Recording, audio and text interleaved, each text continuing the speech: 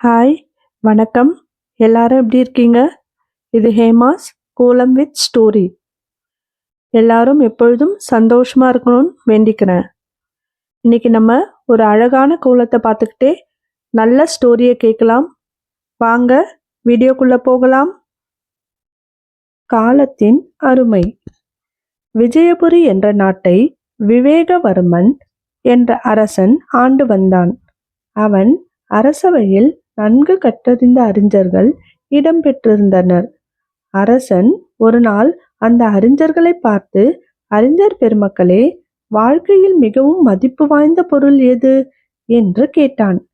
இந்த கேள்வியை கேட்டதும் முதல் அறிஞர், வாழ்க்கையில் மிகவும் மதிப்பு வாய்ந்த பொருள் உயிர்தான். உயிரில்லை என்றால் நம் வாழ்க்கையில் ஒன்றும் அனுபவிக்க முடியாது என்றான். இரண்டாவது அறிஞர், மன்னா, வாழ்க்கையில் மிகவும் மதிப்பு வாய்ந்தது அறிவுதான். அறிவில்லாமல் ஒருவரும் வாழ முடியாது என்று பதிலளித்தார்.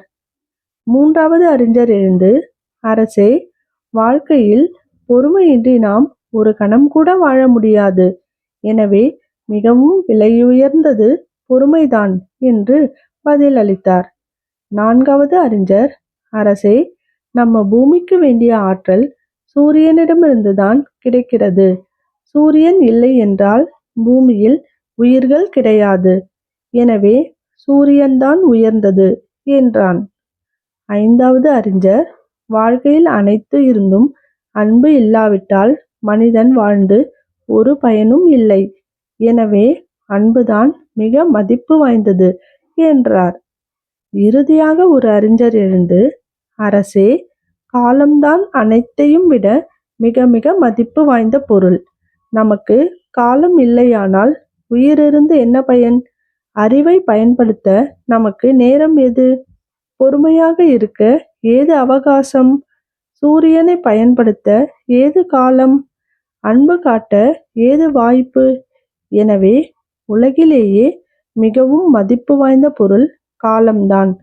ஆகவே அதை வீணாக்காமல் நம்முடைய ஆக்கப்பணிகளுக்கு எந்தெந்த வகையில் எல்லாம் அதை பயன்படுத்தி கொள்ள முடியுமோ அந்தந்த வகையில் எல்லாம் பயன்படுத்தி கொள்ள வேண்டும் என்றார். அரசர் அந்த ஆறாவது அறிஞர் கூறிய கருத்துதான் சிறந்தது என்று பாராட்டி அந்த கருத்தை ஏற்றுக்கொண்டார். காலத்தின் அருமையை குறித்து மிகவும் அழகாக விளக்கிய ஆறாவது அறிஞருக்கு அவர் மனம் விரும்பும் வகையில் எண்ணற்ற பரிசுகளை கொடுத்து பாராட்டினார். அது மட்டுமல்ல, அவரை தனது அமைச்சராக நியமித்து கௌரவப்படுத்தினார். மற்ற 5 அறிஞர்களும் அரசின் செயலை பாராட்டினர். காலம்தான் இவ்வுலகிலேயே விலை மதிக்க முடியாத பொருள். காலத்தை தவறவிட்டவர்கள் வாழ்க்கையில் முன்னேற முடியாது. எனவே இளமையிலேயே நன்கு கற்க வேண்டும். நேற்றைய புதிரின் விடை.